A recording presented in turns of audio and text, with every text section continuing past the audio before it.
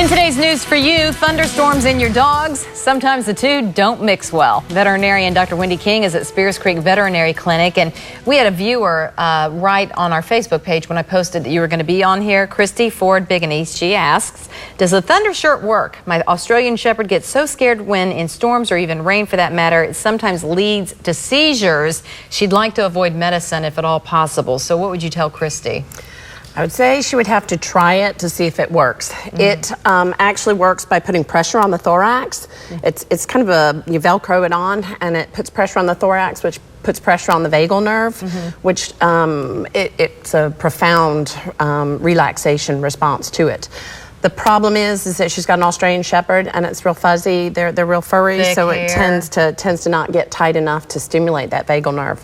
But there are other ways to stimulate the vagal nerve. You can do digital pressure on the eyes, just very gently with their eyelids closed. Is do pressure on the eyes.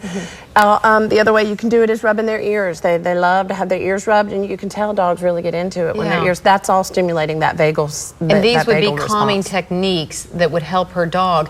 If she ends up having to do a medication, it wouldn't be something that would be year-long, but you say it does have to have enough time to get into the system, right? Correct, and I'm not talking about sedatives, I'm talking about anti-anxieties. You can use anti-anxieties. They take about 6 weeks to get into the bloodstream and to get to full effectiveness. So you would have to start them maybe even a month ago, and you could give them just during thunderstorm season, stop them in August, September when the thunderstorms are all finished. So it is doable, but you just have to do it in advance. In time. What do you have here? This is my thunderstorm kit.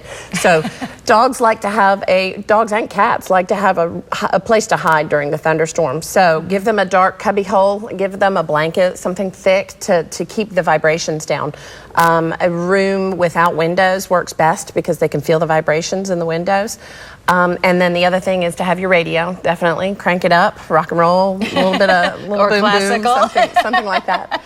But it works. The other thing is, the last is that you can decondition pets to be less scared during a thunderstorm. How? And you have to have thunderstorm sounds. So I actually looked online. You can download thunderstorm sounds. Really? And the key is you got to make sure that your pets are going to respond to it. So crank it up real loud. Make sure that they're scared of it. If they're scared of it, you can use that to decondition them. So what you do is you turn it on really, really low where they're not scared, but you've got the thunderstorm in the background. Play with them, do fun stuff, feed them, anything that's related to good, positive reinforcement. And then what you do is turn it up a little bit more, a little bit more, a little bit more. Caution people, don't decondition during thunderstorm season. You'll throw them for a loop. Great information. And we got to watch this again because it was so full of good facts. If you'd like to see Dr. Wendy King's information again, follow me on Twitter at Dawndy WISTV. Also click like on my Facebook page, Dawndy Mercer Plank WISTV. You'll find my daily interviews, including this one with Dr. King right there. And on the big red tin, I have Dr. King's information of where you can find her.